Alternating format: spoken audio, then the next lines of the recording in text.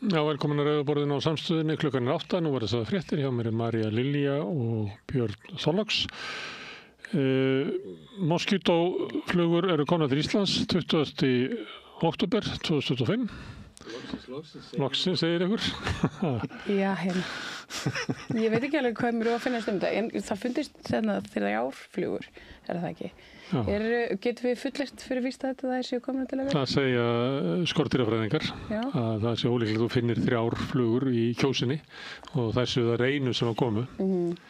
Þetta í kjósinni, þetta er stutt frá það sem að rottunar komu með svartadauða. Heldur þetta sé slík tíðindi? Já, ég veit ekki hvort það kom með svartadauða eða eitthvað áleika, en ég reyndar helgina þá fannst mér svona undarleg fluga inn á baðherbergið á mér og ég hugsaði, þetta moskító?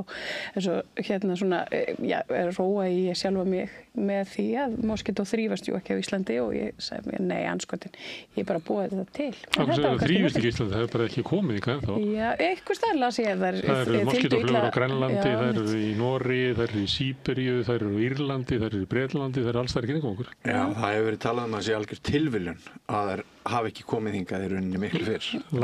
Landafundirnir eru ekki hafnir hjá moskító. Nei, þegar ég bjó í Englandi það er svona sérstök moskítófluga sem býr í neðanjarðar lestakerfinu þar sem heitir bara London moskító. Þær voru svona aðeins minni og maður fekk alveg svona svakalegt bit, en ég er sjálf með svolítið ofnæmi fyrir þessu. Þannig að mér finnst þetta ekkert frábærar fréttir. Nei. Ég datt inn í einhvern umræðu þátt á einhverju útvarpsstöð þegar ég var að aka í dag á milli staða og þar töluðu þeir þetta sem frétt, ekki ársins, heldur aldarinnar. Þessi til margar tegundar af moskító og eftir því sem einhver skordýrafræðingur sagði að það var það sama flugan og hefur verið að valda þessu. Þetta er svona hvimlegur anskoti, sem að stingur mann, en ber ekki malaríu, sem er náttúrulega það sem að fólk óttast moskító helst fyrir. Það er þetta efni sem að það er sprauta inn í mannfólk svo að til þess að svona leysa upp ykkur storknunarefni í blóðinu svo að það er auðveldara með að sjúga blóðið upp í ranann. Það veldur kláða. Og það veldur svona gríðalegum kláða og útbrotum, en svo breytast þessi útbrot í svona blöðrur sem að svona fyllast af blóði, þetta er mjög ógeðfellt. En malaría er náttúrulega það sem er alvarlegast með moskító og veldur stórkostlegum skaða sem að hún gengur. Ég sagði nú bara frétt frá því fyrir stuttu síðan að það var drengur sem fór með móður sinn og fjölskyldu til Uganda eftir að hafa verið lengi á Vesturlöndum og þau veiktust öll eftirlega og drengurinn dó. Já, en muniði bara hvað lúsmíð vakti mikla hysteríu og nú þetta. Já, nú er tíminn til þess að fara í innflutninga og einhverjum svona repellents ef að maður svona ætlar að búa sér til pening. Ég held að sumarið verði svolítið undirlegt í þessu og ýmsum áraðum. Einhver getur haldið að moskító myndi ekki lifa veturinn, en skordýrafræðingar segja að það sé engin vandi fyrir þess. Þær verpa í það sem er oft lengt vatn, það kannast við það í Afríku, það sem er bara það gegn plastbókum, hefur verið sérstaklega hörð. Það er vegna þess að þeirra plastbókar liggja á bara víðavangi, að þá halda þeir raka og þá geta þeir orðið útúkunarstöð fyrir moskító. En ég með mynd að moskítófunni sem er komin hingað. Hún er kölluð röndótta moskítóflugan. Svona lítur hún út. Já, þetta er nú bara ósköp lítið greið. Það verður algjörlega ólíft að búa hjá Tjörninni, Björn Þorláksson. Já, hann er náttúrulega vanur að búa hjá Mývatni. Nei, ég veit ekki fyrir Mývatni, kemur. Það verða bara allar þar. Á Mývatni hafa þeir mýið og brauð. Það bara smyrja það með smjöri og svo gefa mýið og sest og þá er það með prótíni. Þegar þú segir mýið og brauð þá er það skrifað M-Y-I-E-Ð en ekki M-I-G-I-E-Ð. Sami framburður. Við eigum stjórnmálamann sem heitir Sigmundur Davíð Gunnlaugsson og öll svona helstu átök í heiminum að hann upplifir alltaf að víglínan liggi einhvern veginn í gegnum hann. Hann er svolítið andrisönd svona. Og hann er alveg sannfærður að moskító hafi komið til hans fyrst. Ég veit að ég var nokkuð samferðum og náðu komið heim til mín. Ég verði að gefa þeim á vísa. Þetta er vel valin mynd með fyrir svo líka. Já, Það er svo moskítóið síðan. Óttaslegin. En hvað, hérna, já. Hann er svo oft óttaslegin. Já.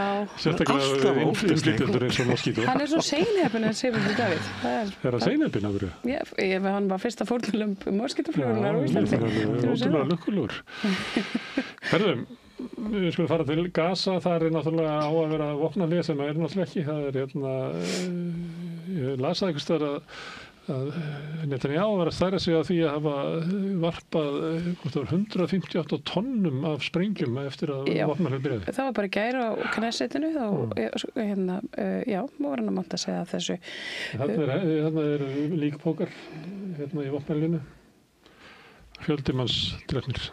Já, og Trump svona eintur eftir svörum hvað hann ætla að gera vegna þessara brota Ísraels manna á vopnahlé, þá segist hann nú ætla að reyna að koma vitinu fyrir Hamas. Það eru þetta bara stefnir í borgarastyrjöld þarna inn á Gaza vegna þess að það er bara búið að þvinga fólk í alveg hreint ömurlegar aðstæður og svo bendir allt til þess að Ísraelar séu farnir að moka þannig undir uppreisnarhópa bæði með vopnum og peningagjöfum og kannski lofum eða loforðum ykkur embætti sem að verður til þess að það er bara blóð og átök og Palestínufólk er bara að að drepa annan Palestínufólk í rauninni. Konum með verktaka í þjóðamorðið. Já, það er nefnilega þannig. Þeir eru náttúrulega, gera þetta alltaf í öllum nágrannlöndunum, þá reyna þeir að, sem það heitir að deila og drottna, þeir reyna að búa til einhver illindi innan allra landa þannig kring. Og þeir gera það náttúrulega inn á Gaza. Guardian er svolítið, hefur haldið þræði í að vera að skoða eitt mál sem er það að Ísraelsmenn hafa líka verið að skila sínum gíslum, fleiri hundruðum, því að það er svolítið álitamál að það er alltaf að tala þessi íslenska fjölmiðlum að Ísraelsmenn séu að losa fanga en Hamas gísla. Mál er að henni svoköldu fangar Ísraelsmanna, það er fólk sem hefur verið tekið og haldið í fangelsi án dóms og laga og ætti náttúrulega heita gíslar. En þarna eru allavega 135 sem hefur komið fram núna á líkunum sem þeir eru að skila sem að bera með sér að þeir hafa verið pyntaðir og teknir af lífi ándómslega, bara hengdir í fangaklefunum eða skotnir eða eitthvað annað slíkt. Haaretz sem að við vitnum stundum í er merkilegt blað. Ég man það þegar fyrir rúm ári síðan þegar að Hamas, hernaðararmur Hamas gerði árás á Ísrael. Þá skrifuðu þeir leiðara í Haaretz og sögðu að Netanyahu hefði kallað þetta yfir Ísrael með stefnu sinni gagnvart Palestínumönnum. Þú getur ekki kúa fólk svona til langa tíma að þess að búast við að verði svarað. Og þarna eru þeir að fjalla þetta sama og eru með ágætis greinar þetta. Það sem eru að segja að stjórnarstefna Ísrael gagnvart Palestínumönnum mun alltaf leiða til vopnaðra átaka á móti. Það er ekki hægt að reikna með öðru.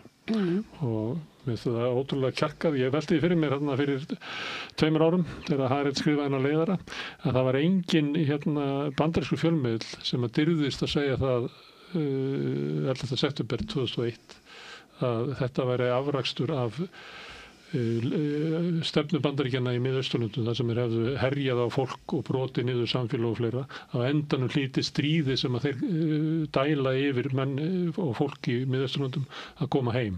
En það var engin fjölmiðl sem þorði að segja þetta en Haaretz þorði að segja þetta. Herðu, þýska pressan er þetta er frétt sem er út allt, hann Khamenei sem er æðsteklerkur í Íran sendi Donald Trump svona kveðjurnar í svona erindi sínu þannig.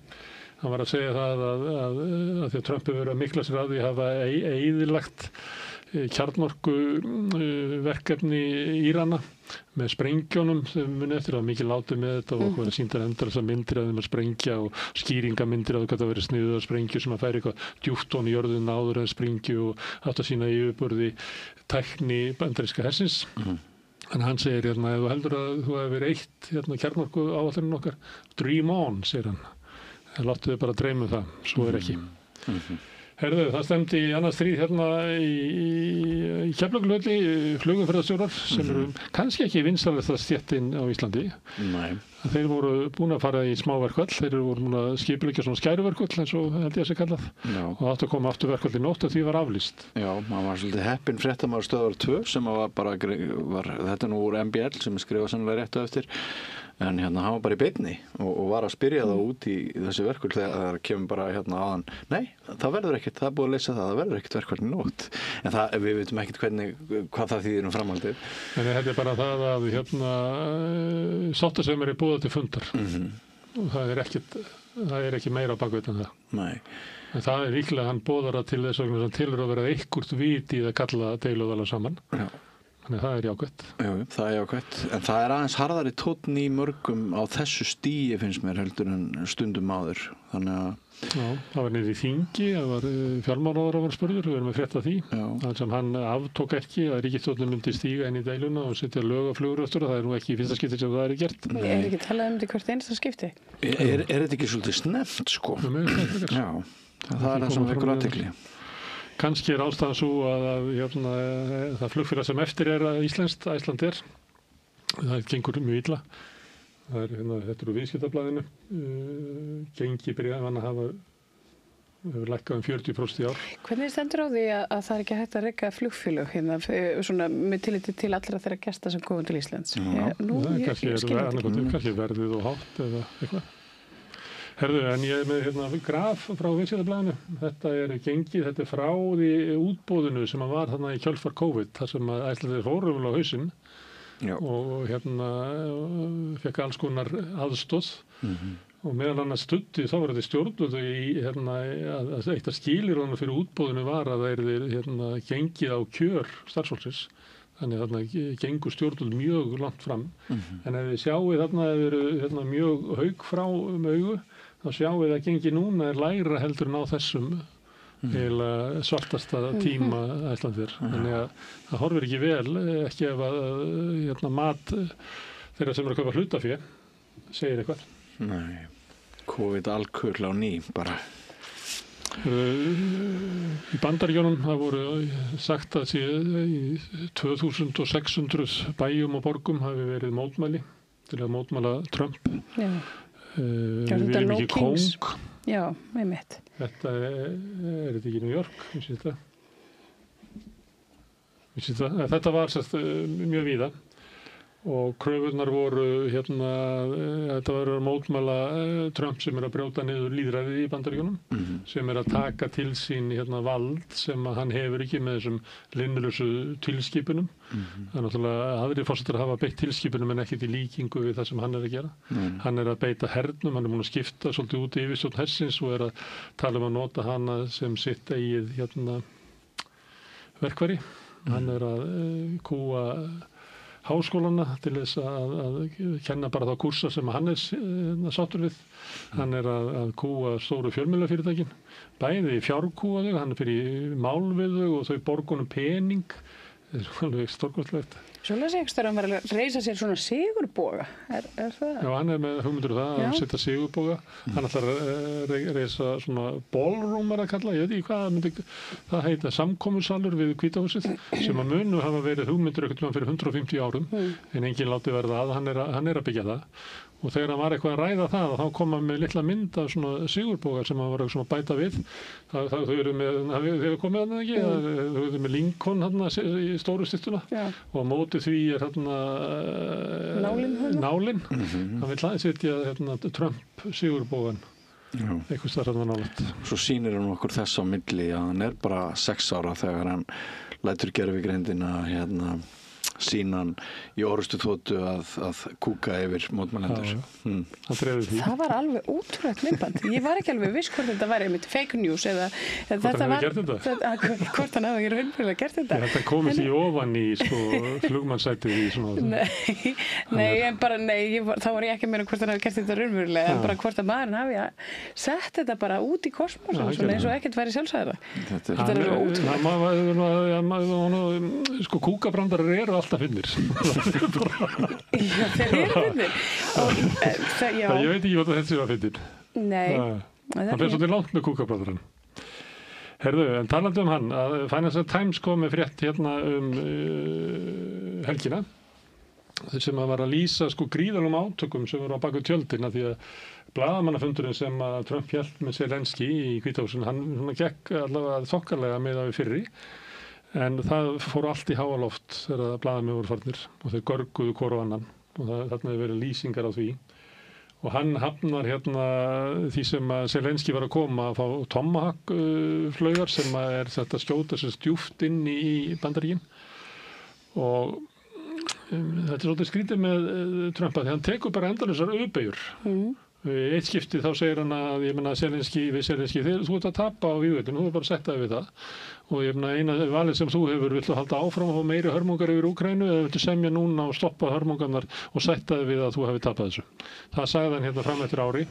Svo hérna þegar það var ljóst að hann gat ekki sannfært Úkraínu eða Evrópuþjóðir þetta, þá sneri hann sig við og sagði, ég meina Úkraína getur bara unnið á stríðinu, getur ég að tekið land af Rússum og eitthvað fleira.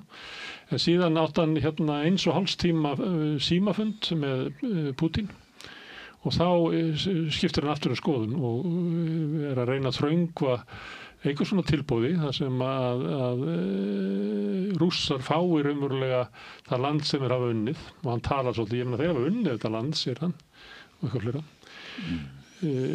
John Bolton sem er núna ákærður fyrir hérna, föðurlandsveik og Trump vill sitja í fangelsi í nokkra áratugi. Hann sagði að vandi með Trump er að hann litast alltaf þeir sem hann talaði við síðast. Þess vegna er það bara þannig að þú getur hitt hann einn daginn og hann segir eitthvað, svo hittur hann kannski 3 mínútur seinna og segir eitthvað allt annað og það var bara vegna þess að hann talaði við eitthvað annað í millitíðinni. Og Zelensky virðist vera að verða fyrir þessu all svakalega. En þetta er línan hans í dag að reyna að þröngva friðarsamkomulagi svipað og hann gerði reynda þrönga friðarsamkomulagi á Hamas, þrönga sambarlegu friðarsamkomulagi ofan í kokið á Úkraínumönnum.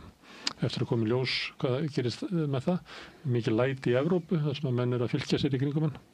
Ég er það með eina litla frétt sem er þetta er United 24 media. Þetta er frétt það að norrænu baltnesku löndin, Norðurlöndin og Eystrasaltslöndin ætli að verja meiri fé í að þjálfa úkraínska hermenn og ég hef þetta þarna með að því að í þessum hópi er Ísland sem hefur skuldbundið sig til þess að kaupa vopn og senda þjálfa hermenn. Þessu skiltaði fréttirna úr Morgunblaðinu. Þarna er Þorgerður Katrín að gera varnarsamning við Þýskaland. Ég heldur sem búin að gera það við Finnland og hún er búin að gera það við Evrópusambandið og hún er búin að gera þetta við svona hin og þessu lönd og er bara að labba á milli og gera þessa samninga. Og við veitum aldrei almennilega hvað þessi samningar eru eða hvað felst í þeim. Þarna kemur fram að samkomulag sé einhvern veginn að fara að byggja upp hafnir á Íslandi.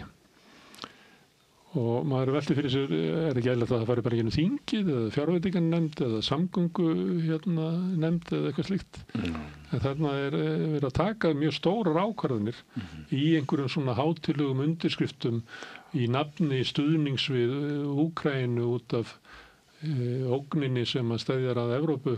Það tekna ákvarðanir sko líklega milljónatugi. Já, og sennilega meira ákall það að sumt af þessu ætti að fara inn í Alþingi utan Alþingis heldur en innan Alþingis. Það er það sem er svo sérstakt við þessu stöðu. Já.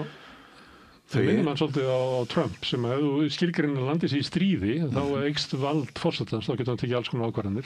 Mér finnst svona eins og ríkisstjórnin látið svolítið þannig. Það takir bara alls konar ákvarðanir í einhverju samningum við Úkraínu eða NATO, það sem voru ákveðið að verja 1,5% af landsframleiðslu eitthvað tiltekinn hátt, aðeins þetta hafi svona verið rætt á það ekki.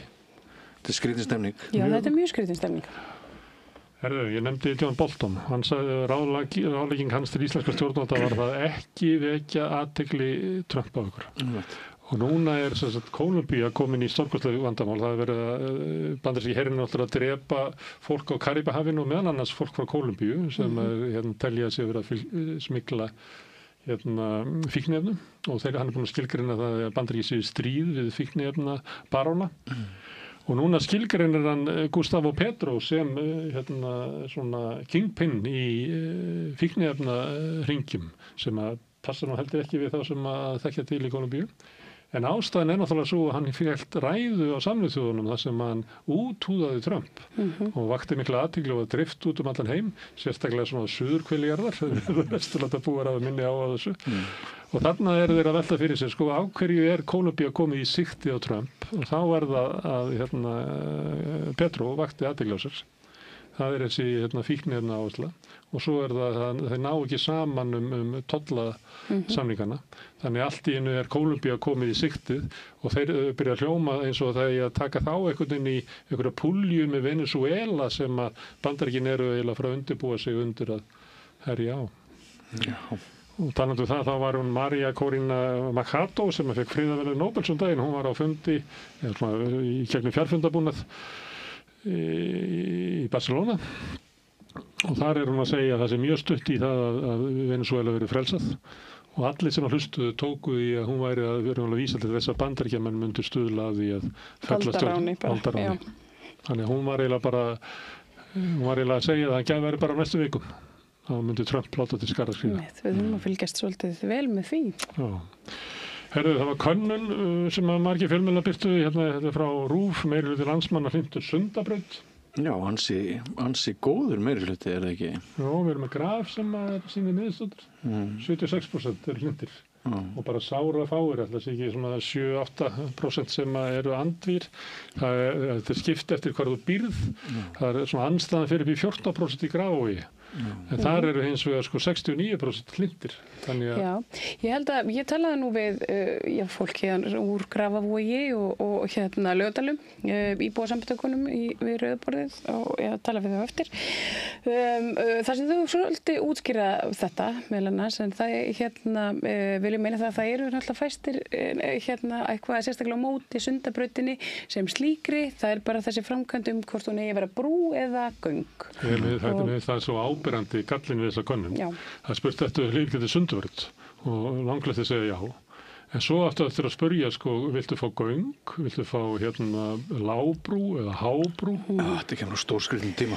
Þannig að það getur endanum kemur það sem þú vilt. Það nýtur ekki það nefnilega, hér var ég með 2 andstæðinga þess sem hefur verið lagt til af vegagerðinni sem að setja í stokk og svo búa til brú. Þau vilja fá göng vegna þess að þau vilja minna það sé eitthvað náttúrurask og muni koma til með að kosta samfélagið mun meira og á næstu 20 árum heldur en bara einhverja peninga. Fólki megin, það vill ekki brúna af því að umferða mannvirkin sem að þarf til þess að búa til allar slaufunar og allt það dótir í til þess að koma þér upp á hábrú myndu bara taka ótrúlega mikið land, eða ekki? Jú, og þetta fer í og svo er það Gufunesið sem undir og þannig alveg langt upp eftir einhvern veginn, þetta er ekki fallegt svona eins og þau listu þessu fyrir mér. Dagur B. líka segir að það sé mikil hraðbrautarbragur á þessu. Það talaði 40.000 bíla sem að muni fara þannig, koma til með að fara þannig í gegn. Þetta er engin smá umferðarþungi.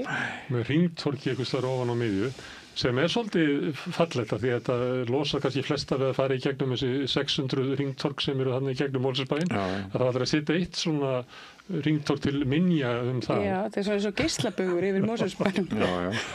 Það sem það Grafarvogsbúar það sem þeir óttast mest að þegar Sundabrautin kemur þá var ennþá gert ráð fyrir að það komi tenging úr Vesturlandsveginum eins og hann núna í gegnum Grafarvoginn að Sundabraut og það mun eiginlega kljúfa hverfið þeirra í tvennt þar sem að fólk getur svona labbað og jafnvel börn verið að sækja skóla þvert yfir að þetta yrði svona eins og síki í gegnum. Það er fuglafriðlendi og það er svona ýmislegt sem að þau töluðu laxveiðiárnar elliárnar, það myndi náttúrulega verða fyrir stórkostlegum áhrifum og það er svona ýmislegt. Herðu, frétt frá Vestmannaeyjum, það er alltaf 20 manns missa vinnunni hjá Vinnslustöðinni, þeir voru að losa sig við Þórunni Sveinsdóttur. Já. Og enn kennt sem skip, ekki kona og enn kennt veiðigjöldum þessari pínulitlu hækkun í stóra samhenginu. Ég tók eftir því að Heimir Már Pétursson, hann sem svona dálítið sérkennilegur upplýsingafulltrúi sko, flokks í ríkisstjórn. Hann lét binna hafa það vegna ummælans þarna í þessari fréttum að þetta væri hækkun veiðigjaldana að kenna. Hann segir maðurinn sem keypti skip og vinnslu til að komast yfir kvótan og bæta honum við kvóta annarra skipa hjá sér, seldi síðan kvótalausa bátinn, lagði niður vinnsluna sem fylgdi honum og sagði öllum upp og kennir leiðréttum veiðigjöldum halaklyfta sjómenn og fiskverkafólk. En hann seldi þetta til samvinnuútgerðar sem á Fáskrúðsfirði. Já. Og það þar var bátur sem heitir Ljósafell sem verður lagt og Þórunn Sveinbjarnardóttir Þórunn Sveinbjarnardóttir er forseti Alþingis. Það var ekki að fara að gera hana út. Það er ekki vita til þess að henni verði lagt í bráð. Þannig að það fór betri skip þarna fyrir austan. Hérna fréttur Guardian, það er prins Andrew, hvað hann kallar á íslensku? Andrés. Já, prins Andrés. Hann er ekki vinsælasti maðurinn í Bretlandi. Nei. Það er ekkert eftir að mannorðu þessa manns. Og þarna kemur fram að hann beitti allra bragða til þess að reyna að þagga niður í Virginíu. Hvað heitir þetta? Hvað heitir hún? Jeffrey. Já. Það skrifaði svona eins og það sé eitthvað franska. Það er ung kona sem var neitt til þess að eiga mögviðan og hún var einn af fyrstu sem afhjúpuðu Epstein-málið og mikil hetja. Það er mikil raun að stíga fram, þannig að hún framdi sjálfsmorðs, en hún er að koma út bók sem er heldur minningar hennar. Já, þetta er ekki fallegt. Það kemur allt fram hvernig þessi maður hegða sér. Uppáhaldsdrengurinn hennar, Elisabethar, heit hennar. Það hefur nú komið fram í það, en hann komst upp með ansi margt. En já, Karl ætlar ekki að leyfa honum að koma að setja upp með... Karl bróðir hans er veikur og krabbaminnið er alvarlegra heldur en var kannski sagt frá fyrst, þannig að kannski á hann ekkert svo langt eftir. Og líklega mun hann reyna að ganga frá þessu máli við bróður sinn og taka af honum alla titla og annars líkt, svo að Vilhjálmur, sonur hans, þurfi ekki að byrja á því að reynsa til. Vilhjálmur, ég sá áhugavert viðtal við Vilhjálm fyrir svona viku síðan. Það sem hann talaði að hann ætlaði í stórkostlega breytingar á bresku krúnunni og öllu því sem fylgir. En ég veit ekki, hann vildi nú svo sem ekkert fara út í það hvað það þýddi. Kannski ætlar að leggja það niður bara. Það væri nefnilega alveg draumur og ég veit að það eru margir Bretar mjög glaðir en margir mjög leiðir líka því að Bretar eru ofboðslega miklir rójalistar. Það er mjög fáir sem eru það ekki og þeir sem þess hafa verið ég las ekkert að greina það hvernig þeim breytast til dæmis að þú verður ráðherra eða eitthvað, þá bara hætta menn mjög snögglega að vera lýðveldisinnar að því að þú bara færði þér er ekki unaði að hafa aðra skoðun en að konungsveldi halda áfram. Nei, það er mikið, það er haldið upp á konungsfjölskylduna eiginlega á hverju heimili og það er svona, fólk gerir sér glaðan dag ef að kóngufjölskyldan á bara afmæli eða eitthvað. Það var frétt í dag, kom í RÚV aukið ofbeldi gegn kennurum. Það er bara búið að breytast mjög mikið, mjög hratt, segir skólastjórinn á Kleppjárnsreykjum. Kleppjárnsreykjum, þetta er skólinn sem er í Kópavogi, sem heitir ykkur svipurnafni í Bistafsskólar. Þetta var líka í Kastljósi, umræða þetta mál. Kom þetta ykkur á óvart að kennarar verði fyrir ofbeldi? Ég veit ekki hvað segja skal. Þetta er einhverju leyti þessi stefna skóli fyrir alla. Þetta er einhverju leyti fylgifiskur þess. Þetta er einhverju leyti kannski bara ein fréttamörgum svona ákveðið vonleysi, úrræðaleysi, meiri gremju, upplausn, bara svona síðustu misseri í samfélaginu. Það er náttúrulega eðlilegt að við sjáum þess stað í hegðun barnanna. Kaldranalegt kannski að koma með komment eða samanburð en sem sagt þegar ég var barn í barnaskóla þá börðu sumir kennarar börn gengu í skrokk á þeim. Ég man eftir svoleiðis. Já, þú manst líka eftir því. Þetta er nýtt að nemendur berji kennarana. Ég man eftir dæmi það sem var verið að beita kennaraofbeldi, kastið á strókleðurum og svona.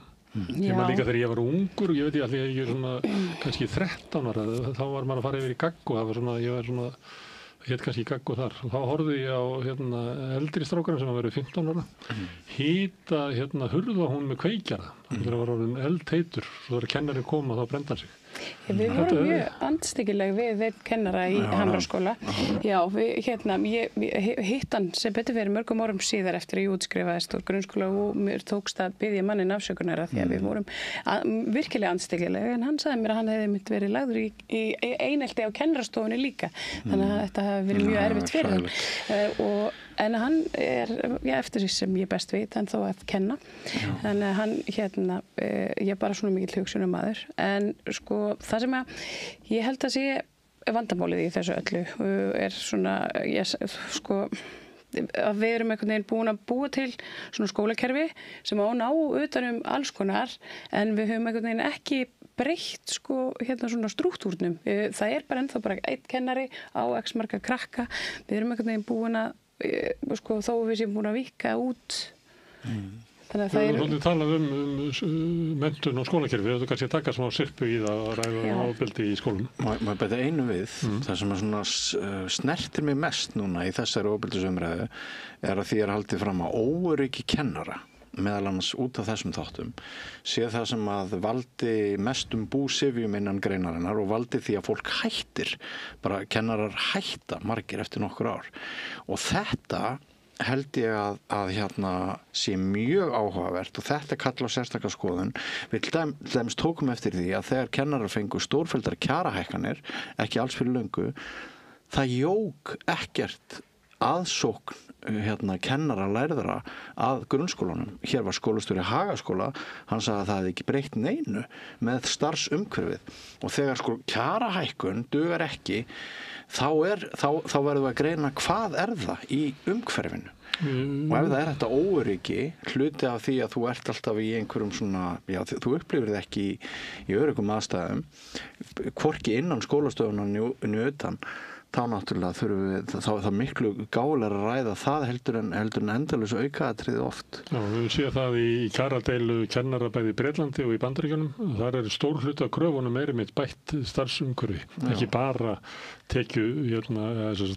launahækkun. Þessi menn séu náttúrulega ekki að fara fram á launahækkanir. Já, en það þarf auðvitað líka að efla bara svona þekkingu á mismunandi ástæðum fyrir vanlíðan barna og ég meina hún getur brotist út í einu ýmsa og það þarf eitthvað starfsfólk og það þarf bara meira starfsfólk. Skólinn getur náttúrulega ekki leyst allt, skólinn getur það er nefnilega málið, en það er kannski hægt að sópa þá fleira starfsfólki inn í skólana til þess að takast á eina móta. Það er að vera í gott kerfi í samfélaginu til þess að mæta þeim börnum sem að standa veikast, eru með geðraskanir eða fíknivanda og annað slíkt og það kom þetta mál sem við höfum oft rætt kom til málstals í þinginu.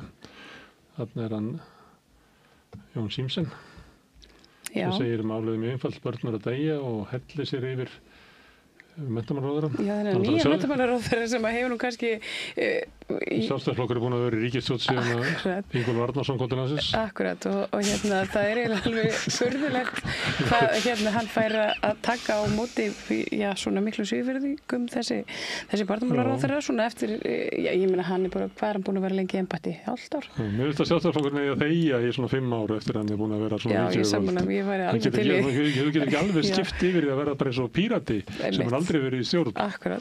Þú verður aðeins að þetta var svona aðlugun. Já, en hann segir einmitt að hversu mjög ósköpunum er ekki hægt að gera eitthvað í þessum málum, segir hann, Jón Pétur Símsen. Og maður veltir fyrir sér einmitt bara, hvar hefur við verið? Björn, ég er að leita svona hnengslismálum. Hnengslismálum frá Frakklandi, maður Le Monde, sem þetta er hann Nicolas Sarkozy, sem er að fara í 5 ára fangelsi. Hann mun sitja í 9 fermetra klefa, sem er kannski svona 2 metrar og breidd og 4,5. Það er svona bara eins og maður sér það í bíó, hann var að vera að búa þar. Svakalegt. En hann sem sagt fór í forsetahöllina og fund, Macron tók á mótunum og spjallaði við hann áður hann fór. Og það er verið að gagnrýna fyrir þetta. og Macron segir svona, ég meina þetta bara ég bara mannlegur að ég finn til með manninu sem að fara í fangilsi, hann í miklum sálarháska og hann vildi hitta mig og ég bara gæti annars sagt hann bara já og spjallaði við hann og vonaði að það hafi verið hugriðstandi. Þá var það spurningin, hann náttúrulega tala ekki alla sem að fara í 5 ára fangilsi. Nei. Það kannski veiki punkturinn að ef hann tekur bara þá sem að hafa notið mestra fórstunda. Sko. En auðvitað mannúð alltaf góð sko.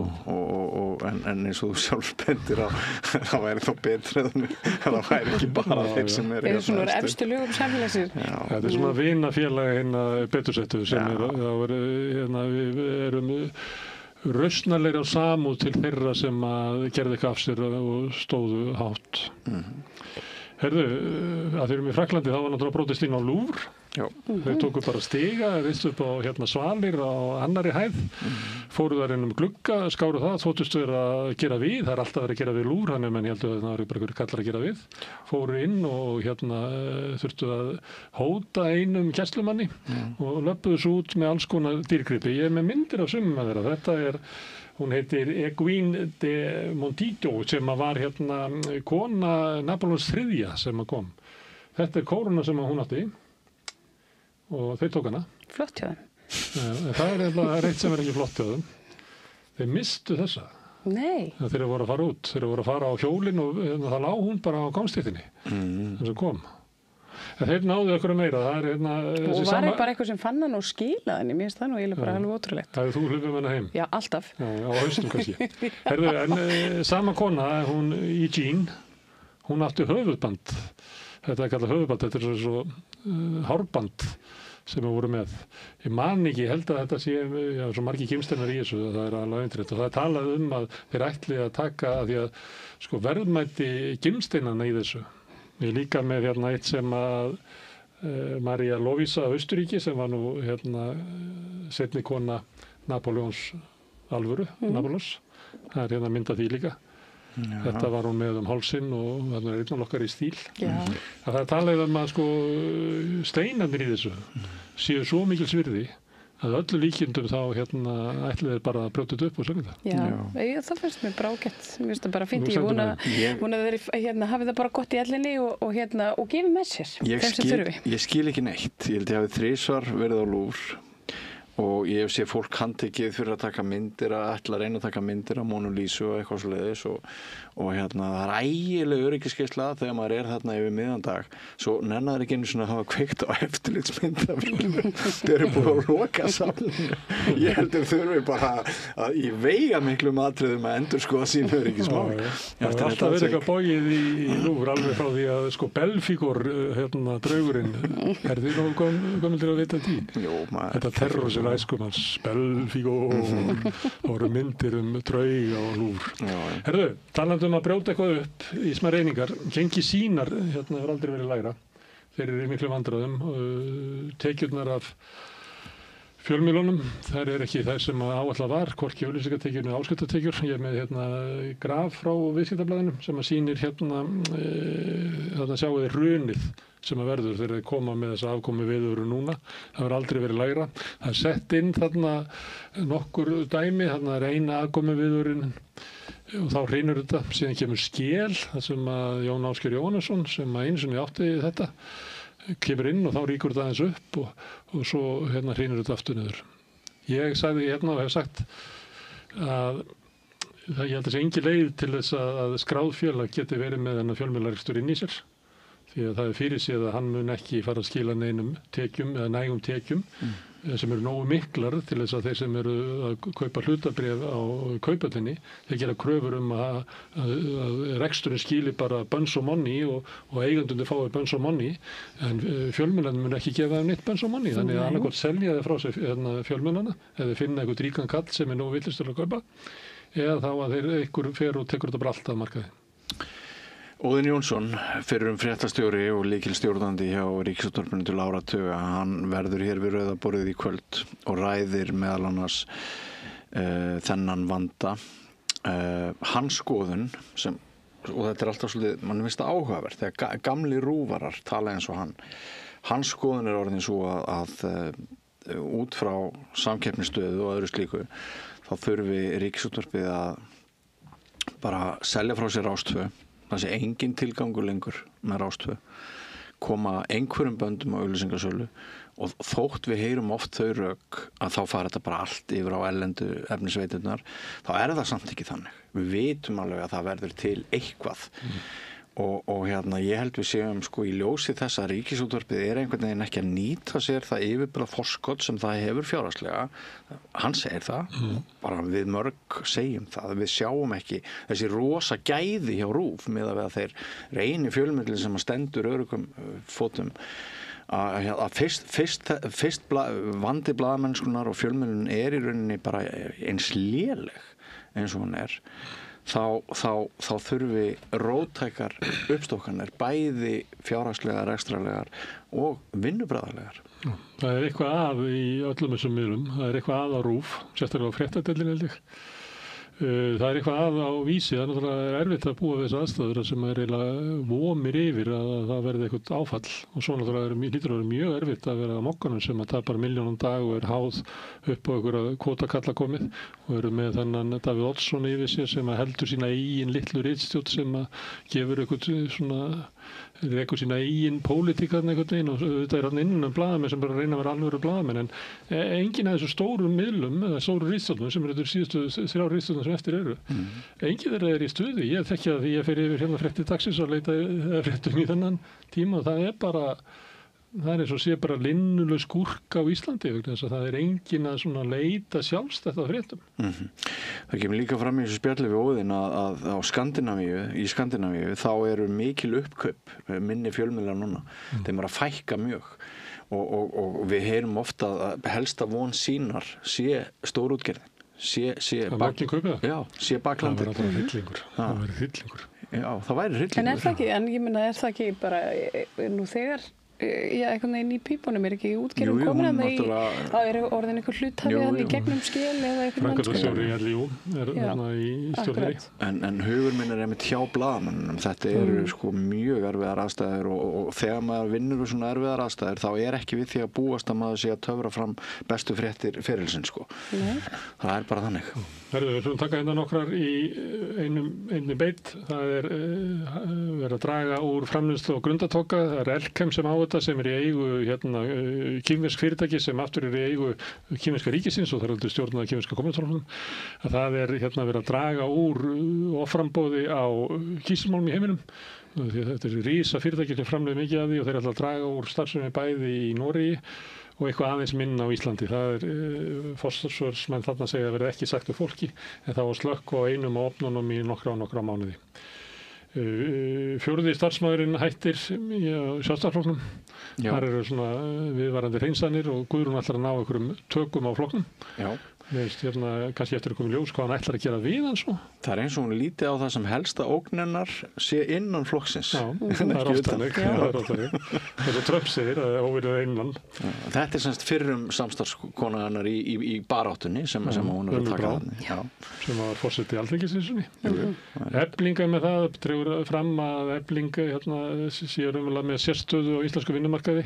Ég held þetta sé svolítið upptakur þar í Efling sendi frá sér mjög harðorða tilkynningu daginn, þar sem við mótmæltu hvernig forseti ASÍ tjáði sig og Efling sagði sér á sínum tíma út úr verkamannasambandinu.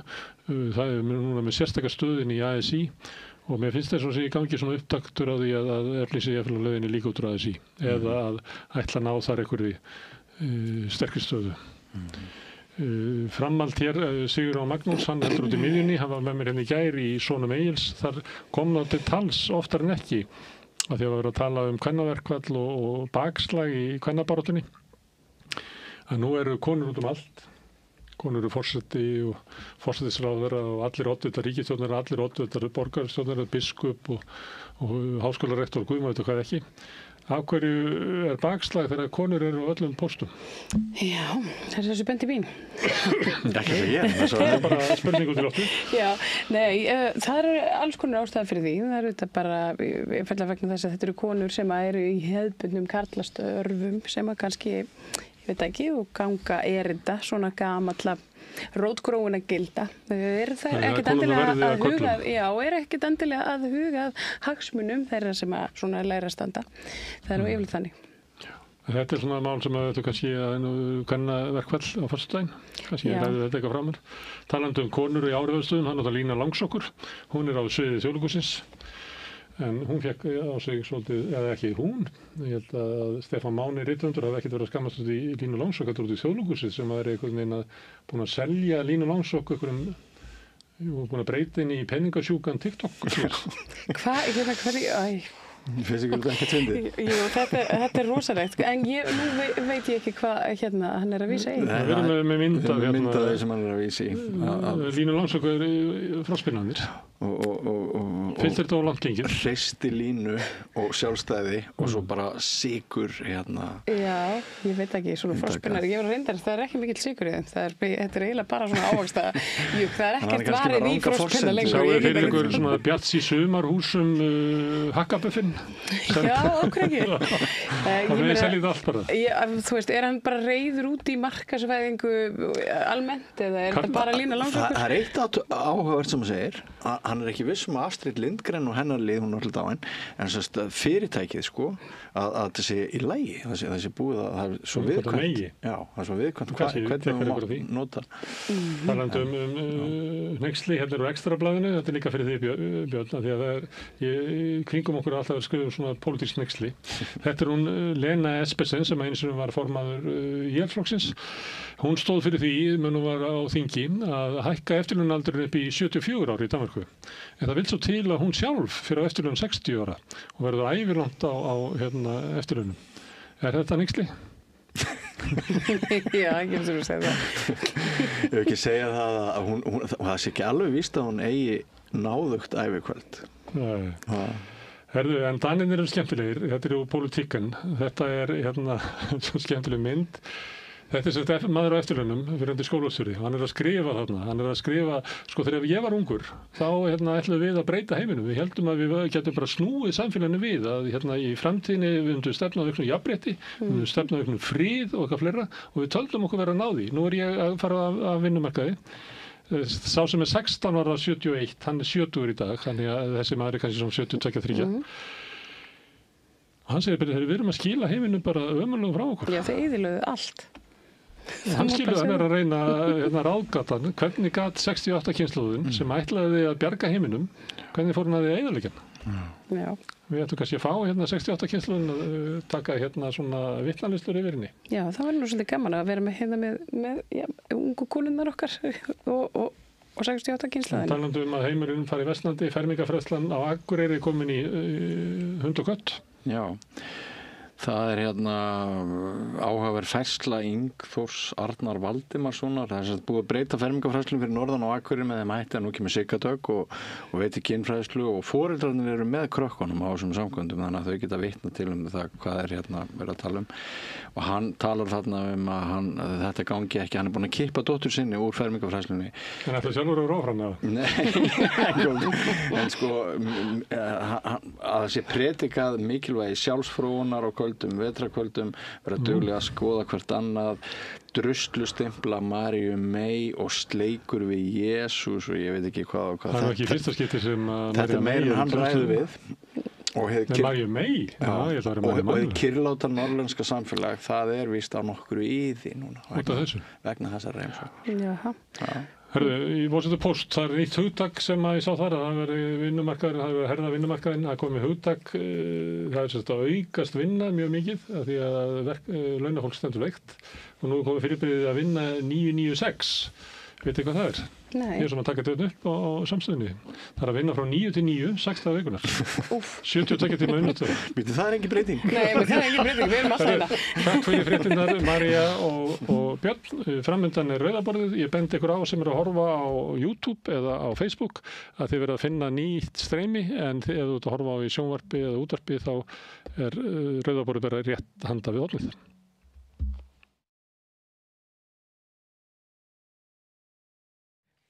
Kvennaverkfall 24. október. Taktu daginn frá. Kvennaverkfall í 50 ár, 1975 til 2025.